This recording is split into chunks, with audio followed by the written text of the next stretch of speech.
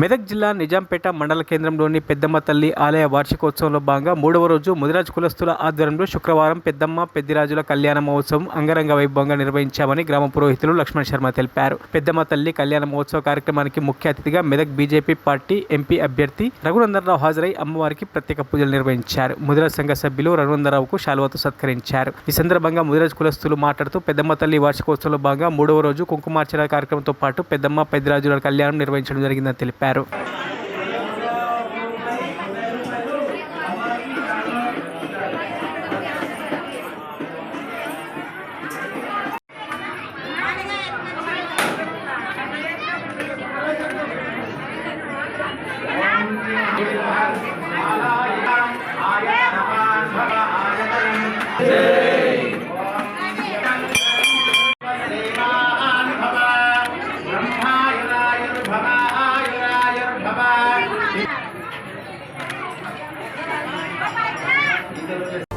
Updates కోసం మా ఛానల్ని సబ్స్క్రైబ్ చేయండి.